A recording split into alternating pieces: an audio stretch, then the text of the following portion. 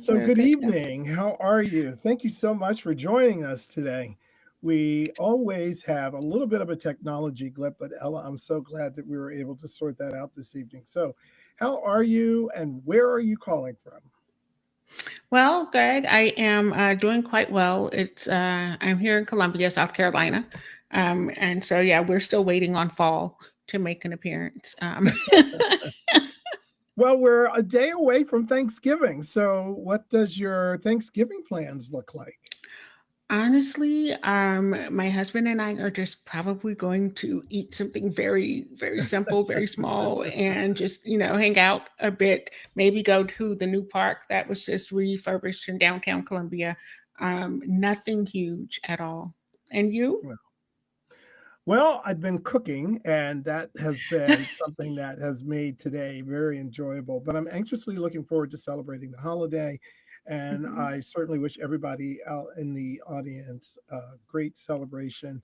And if you are not celebrating, just some great time to recalibrate yourself. And I think it's interesting as you and I have this chance to do our live prompt is to Mhm. maybe dive into some discussion about our podcast. So, Ella, why don't you tell us about your podcasts? Well, I am the host and unlicensed therapist of Black Writer Therapy Podcast. And this podcast is going into its fourth season. And I've created the space, honestly, Greg, to uplift and amplify Black women writers, and to really focus and harness the abilities that we have as writers to heal not only ourselves through our writing with our words, but a lot of us get those same kind of reports back from our readers, letting us know that, like, just reading the book, it's nice to be seen, it's nice to be heard, it's nice to feel representation, and that those, our books are very healing. So the show focuses a lot on the healing process, but also we just gab like, two Black women would get together and do. So you're liable to hear anything on the show because it really is more of a conversation than an interview. Hmm. I find it Yeah. interesting in this day and age where storytelling is so important, and the fact that you have a show that really engages with women writers. Is there any particular story that has stood out? Oh my gosh, why are you asking me this question? I have, look, within 4 seasons, I can tell you I've had probably upwards of 50, 60 writers on the Wow. show. And I have writers who are independently published, who are trade published, who are academic writers, all the gambit, right? But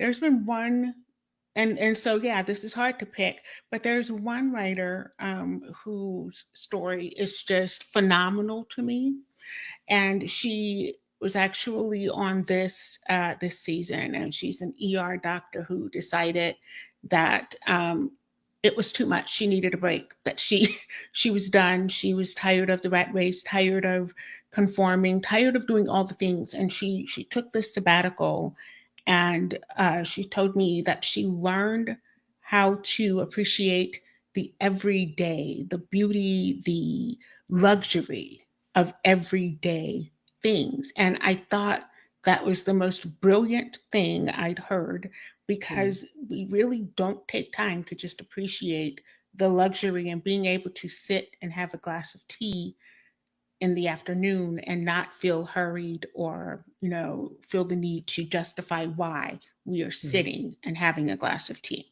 So that was, yeah, that story really stuck with me. And it could also be because it was really recent, but it was mhm, something about that almost permission to just stop, be still, mhm. and appreciate the luxury of all of that. So yeah, thank you for asking that question. And we are done talking about my show, sir. So let us please hear about your show. Something to say, I believe. Yeah, so we are in our second season. It has been truly a journey. It focuses on the passion that individuals have that applies to their professional as well as their personal life. And because of that, we're able to interview a wide variety of people. You know, we've interviewed the president of a chamber of commerce. We've interviewed a gentleman who markets synthetic blood, if you can imagine. We also have interviewed a DJ who was actually very interesting. You know, I thought it was all about the music, and he explained to me it's more about the math and understanding the timing that's associated with being a DJ, which was very interesting, something I would have never thought. Mm-mm. I also interviewed a woman who was a noted public speaker who was celebrating her anniversary with her husband, and she was riding a bike with her husband in the redwood forest, and a 7,000-pound tree fell on her, and she's now paraplegic. When she shared the journey that she has experienced in her life, it makes you realize that you sometimes have to put things into context, even as you think Mhm. about some of the challenges that you face. You know, she explained how she had to learn to breathe, how she had to, think differently. Obviously, the idea that she was now paraplegic meant that she had very, a wide range of physical challenges, but she had an amazing husband who had been there with her through and still is with her through everything. Mhm. But her ability to speak to people and invigorate people and motivate people. So now she speaks about the needs for people with disability, providing insight about the architectural design of buildings to make sure that people who have disabilities can get in and out of the buildings. Also, how to even design a home if you are building one. It was just an amazing story of perseverance, understanding what the passion means for her, both personally and professionally, and has been a huge eye opener. So for me, I love the show because we don't just speak to one audience, we speak to a variety of different audiences, Mhm. and they never, ever, ever cease to amaze me in terms of the stories that they have to tell. But we are here because we are focusing on the prompt of the week. Yes. And as it relates to the Alive prompt, we were given a prompt, which is what's the moment you realize you have to create your own sense of belonging in spaces that you entered where they really weren't built for you. And I have to say that has happened to me quite a bit. So I'm always a believer in ladies first. So, what about for you? What was the moment that you realized that you had to create your own sense of belonging because spaces weren't really established for you? And this is honestly the truth, and it's going to sound crazy. Kindergarten. Uh-huh. And again, I know it's going to sound weird, but I'll be 51 on Sunday. And so I Happy was a part birthday. of, thank you so much. I was a part of that kind of first group in the South, like, or maybe the second wave, right? That was being bussed into schools like in the early 80s Hmm. to make sure that they were not still non integrated. And so I remember going to kindergarten, and it was half day for me then. Um, and I just remember walking in the classroom, and everybody, everybody was different than me. I was the only one who looked like me. I was the only Hmm. one who had braids. I was the only one who was this complexion. I was the only one whose lunchbox didn't have a image of me. And then there were just images of everybody in the books and on the book bags. And I just remember going home that first day and asking my mom, why am I so ugly? Because I had no idea. I mean, I couldn't see myself. And so because I couldn't see myself, I was like, well, there must be something wrong with me. And so, based on that, or just, realizing, wait a minute, that can't be right because I've been around people who look like me my whole life. And so, I'm going to have to make this space someplace where I can find and maneuver. And 5 years old, I said, well, I was six, late birthday. But yeah, I was like, I told my teacher, I'm going to need to find some playmates that look like me because I don't feel like this space is mine. I don't feel like this classroom is going to be fun for me, is what I remember telling Miss Pender. Yes, I still remember her name Well, because she was um, awesome. But yes, yeah, that's the first time mhm, I recognized that there are places in the world where people who look like me, and they're not represented there, hmm, and that sparked this huge desire to create and hold these containers, these spaces for women who look like me, so that they're not ever out here feeling like I don't have a place to be. well, um, for me, it's interesting because as I think back to when I was a child, there are probably many times when I walked into a space that wasn't one that um, where I probably had a sense of belonging. But, Hmm. I came from parents who were very interesting. My dad was a boxer. I actually learned some time ago from Native Americans about how you should always introduce yourself. I'm the son of. So my father's name was Okay. James, and my dad had a professional career, but in the earlier years, he was a boxer. And if you know Hmm. anything about a boxer, they tend to continue to box Hmm. because psychologically they feel as though they want to win, even though their body might say, we're done.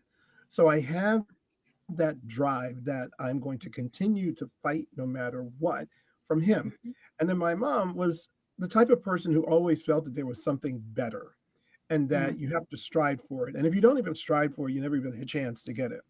So coming from some, parents where one was a boxer and I have that DNA to fight and one Hmm. who wants something better, I've always relied on who I came from to help me Hmm. manage that. And as I've gotten older throughout my life, there are a number of times where I'd be in those spaces where I really didn't feel as though I belonged, but I was not going to turn around and walk away from it.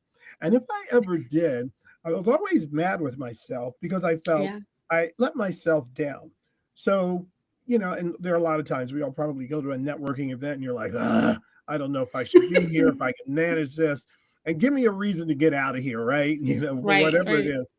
But whenever I leave, if I do that, I always feel like I have disappointed myself. So Hmm. I just recently came back from a conference in Portland, and I got to tell you, I went to everything. I drank every glass of wine that was available. I ate all the food that was available, and I took every picture that was possible as well. But I do think Yes. it's important that the level of confidence that you have in yourself is what allows you to step into those spaces and figure out, carve out where you fit. And Hmm. it may not necessarily be based on the visuals of what you see others doing, but it's based on who you are as a person and how sometimes just being in that space is a big statement in itself in terms of who you are. So I find it to be a very interesting question because it's one that just kind of carries over from when you're a child, even up until adulthood, and you're Yeah. forever navigating that. But I think we get better and better about not disappointing ourselves and relying on Mhm. some of the things that are really part of our DNA. I love that you said that. This idea about actually not disappointing the self and the level of confidence that is like paramount, right? Because as an artist and as a writer, like I navigate spaces because writing is a very like it is one of the most skewed professions, right?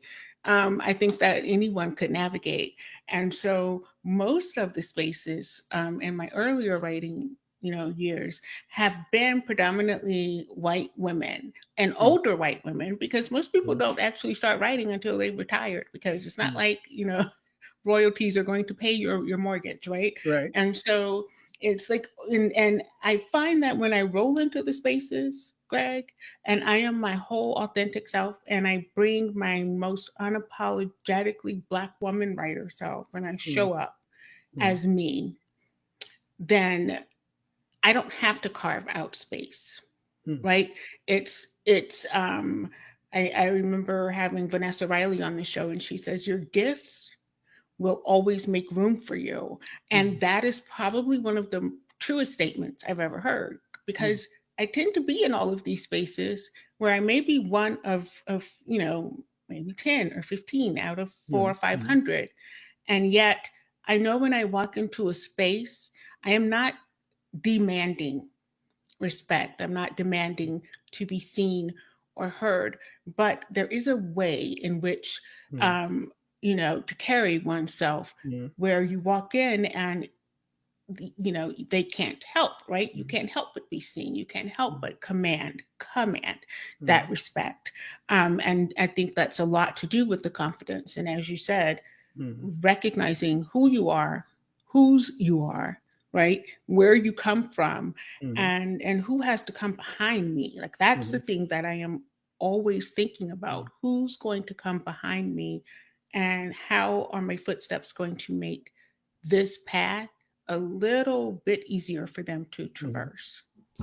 It's funny though, as I think back on probably what were some of the more prickly spaces that I've gone into that perhaps I didn't necessarily feel as I was belonging, and I was going to try and figure out.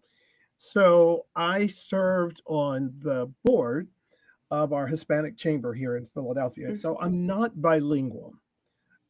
And I wish I had put more effort in my life in order to become more bilingual.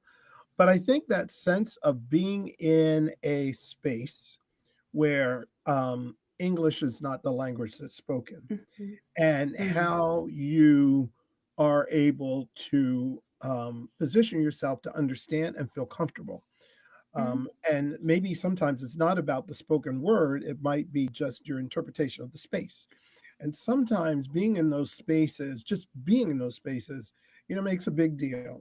There are some people when I've gone to events where English is not the first spoken language, that there is an appreciation of the fact that number one, I didn't run away from it, that I stayed mhm. with it, and I found whatever was the cultural connection that I could Yes. could adapt from that.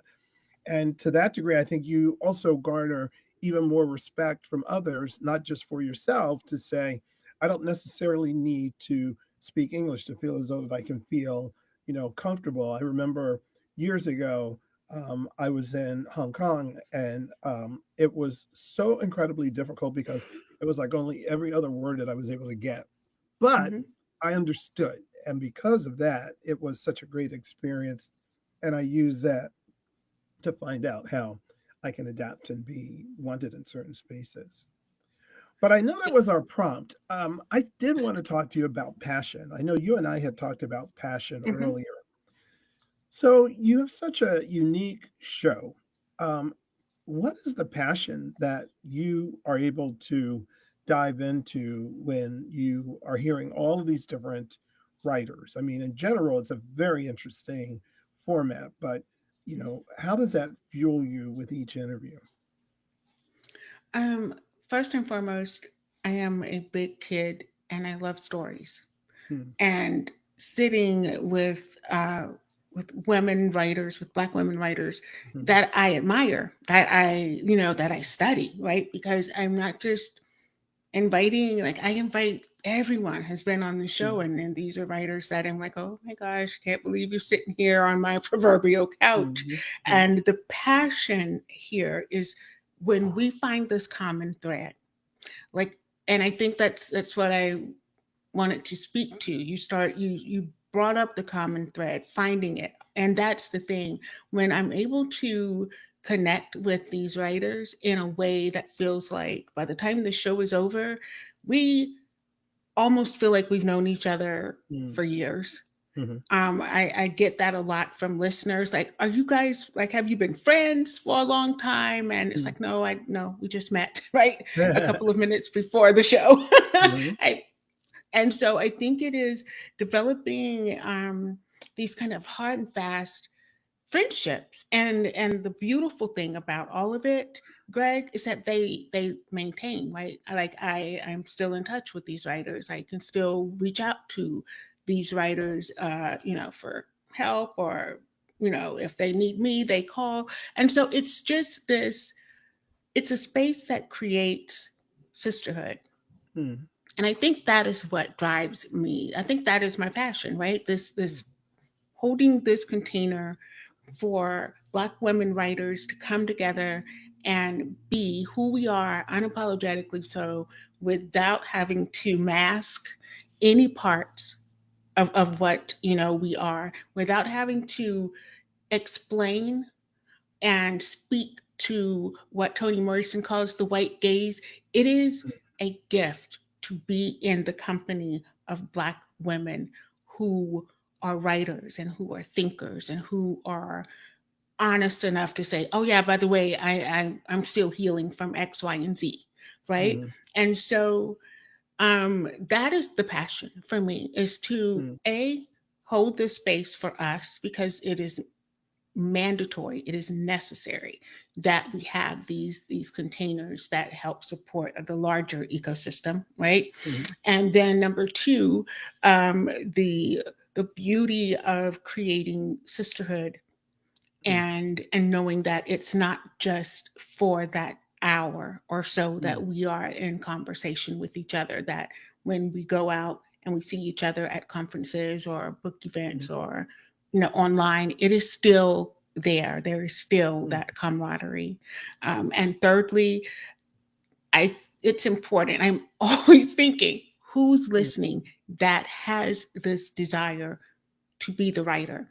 Who is listening to this session where, Piper Hughley is talking about her love of historical fiction and how she goes after these stories that need and have to Mhm. be told? Like, who else is out here who's a history buff, a little girl who Mhm. says, "Oh, I'm going to write about X, Y, and Z because I don't see any.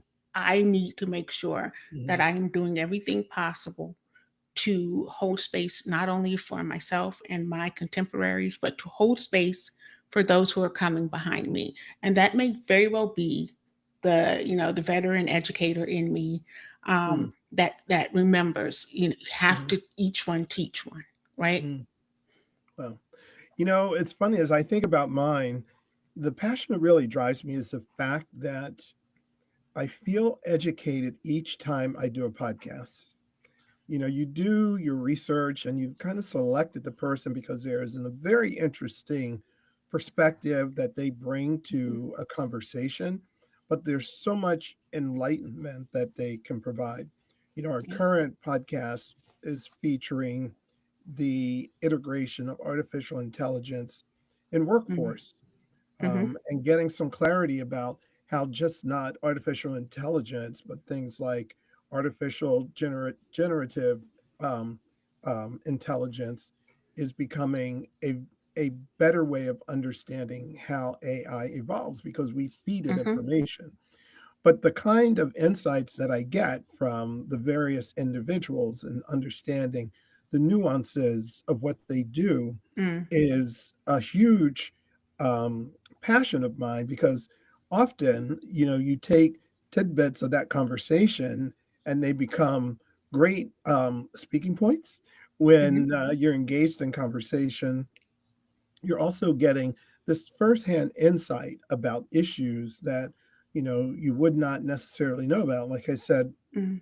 we interviewed a gentleman about synthetic blood, and I had absolutely no idea of how significant it is in certain cultures to have access to other Mm. blood access, because there might be limitations in terms of the kind of blood that they can use and how they can get it, or how you engage with developing this particular kind of blood, and it can be made available for people in life or death situations. It was just an amazing, and he markets it like I didn't expect to gain as much insight as I did from him. But that's the passion that I've always found with it, is I feel as though I get smarter and smarter each time Mm-hmm. I do an episode. So I'm going to keep working with more and more unique guests to give me that kind of insight. Yeah. So listen, you and I are just about 6 minutes away from Ooh, the end of our podcast, which that went fast. um, I know it really is. And as you and I had talked about it, like a half an hour, really. So, so what would you want to say to the audience as we kind of begin to draw things to a close, either Mhm. about your podcast or just some of the things that you feel, quite honestly, are real pressing as we enter into a few days of rest? Um, that part, go ahead, rest. Um, I think it's become so hackneyed. Everyone's saying rest is resistance and rest is blah, blah, blah. Rest is one of the most important assets that I think we have. And when we are neglectful to our bodies and our bodies' need for rest and sleep, um, the havoc that is wreaked. You were talking about the young woman who was crushed by a tree and became disabled. And her, being disabled in that way, it's very visible, right? And I am disabled, and I have several disabilities. One of them is narcolepsy with cataplexy, and Mm, most people have absolutely no idea how this disorder, it's a neurological sleep disorder, how it affects the body.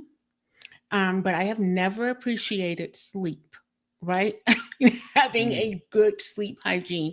I've never appreciated sleep and rest mm, more than after, being diagnosed with this very difficult and debilitating disorder, mm, um, and then having to relearn and reset sleep mm, schedules and all the things. And so, yes, I think that you said it, rest. We have got to, and mm, especially as Black people, we have got to learn that it's our birthright to rest. We mm, have to take moments mm, to be and not do, because we are human beings, right? mm, Not human doings. And it is mm, acceptable to be still, to be at rest. mm. Um, I have a little placard in my kitchen right now, and it says that, and I'm paraphrasing probably really horribly, um, that most suffering is the result of people not being able to be at rest in a room. Mm, And I'm holding on to that because I think mm. that's just very important. Um, Wow. so Well, I thank you yeah. so much for sharing that. That is, like I said, amongst the insights that you get when you have these kind of conversations. And I appreciate your transparency and being so authentic with our audience, so that they can have a better understanding of who you are as a person. Ella, I respect you wholeheartedly for how you persevere and manage throughout each day. You know, the conference I went to this past week, it was interesting because each day brought in a new experience. So Mhm, the organizers of the conference on the last day had talked about the trajectory of the experience. You know, he mhm, wanted to certainly invigorate people. He wanted to educate people. He wanted people to be charged with critical thinking. He wanted people to mm, analyze things. And he talked about all the things that they were kind of pushing, pushing, pushing. And then he said, but we also wanted you to rest. And they did. They had like this incredible party, right? And it was fantastic. But he said there is absolutely nothing wrong with taking time to experience the community, to be social, to allow yourself to mm, think of nothing more than just either enjoying the music or being with friends. And while you have those different kind of elements in a conference, it was just amazing the way that he phrased it and kind of looking at the entire week, that he wanted the mm. intensity, but he also wanted to give you a space to just rest and enjoy. Yes. And it was a fantastic conference. So looking Sounds at that, like. I would say, yeah, I would say it was fantastic. So tell Sounds us like. about where we can find your podcast. We know we can find it on the Alive Podcast Network. Yes. And everywhere else. In all honesty, I'm Mm, pretty much wherever you listen to podcasts. I have found my podcast in places I didn't even know it was being distributed to. And so, yeah, wherever you listen to podcasts, mm, that's where I am. And I'm also on YouTube, not visually, but it's an audio podcast. mm, I just do not have the wherewithal to go visual right, yet. right, And so, yeah, it's pretty much everywhere. And I have a little spot on my Substack. mm, There, my chaotic erotic writer's life, mm, and I have my podcast there as well, where I'm in the process of building a wellness writer mhm, community. Just again, always thinking about holding these spaces. right. So I want to ask you a question, and this is the Sure. question that I always ask guests Mhm. somewhere in my show after I stop running my mouth. And that question is, how are you healing this evening? Well, there is a movie that I have been watching that has about 8 episodes, and I have been completely engaged. Mm. And, you know, I know that for some, watching TV isn't the way to kind of relax, but for me and my husband, it's been fantastic. We've just been kind of like hanging out, watching this movie. I'm doing a little bit of cooking. My collard greens are on the way. Mac and cheese is next. So it's a little bit of this, it's a little bit of that. But yeah, that's really where I'm at today. And it feels absolutely good. So I love that for you. And so, can you tell our listening audience where they can find your podcast and anything new that you have popping up? sure. So you can find us on the Alive Podcast Network. We're also on rss.com, or you can just visit our website, something to say with gregdeshields.com. However, we are launching a spinoff. Yay. It took us 2 years to be able to do it, but we have a new partner. We've done our first promo. It's called A250 Plus. It's about the 250th birthday of the United States. More to come. It launches on January 5th, but we're really excited to see the ability for us to expand our reach in terms of podcasts. So, more to come on that. That's cool, Greg. A250. I look, and I'm A250 plus. I'm thinking, are we talking about 50-plus-year-old people? No, we're not. We're talking about 250 years of America. That's going to be Absolutely. really interesting. And congratulations on your expansion. Great. Well, listeners, thank you so much for joining us, Ella. It has been an absolute pleasure to do Indeed. a live prompt with you. I hope we get a chance to maybe do a podcast swap between the two of us as well in the near future. I hope so. I'd love to come on your show. And I'd make an exception. I would make an exception for you. Well, just so that you know, I love to write, but when I am on your show, we can talk about some of that activity for me as well. So, Okay. all right, Good enough. listeners, thank you so much. And to Alive Podcast Network, thank you for this opportunity once again. Always. All righty. Thank you so Great. much. All right. Bye now. Bye bye.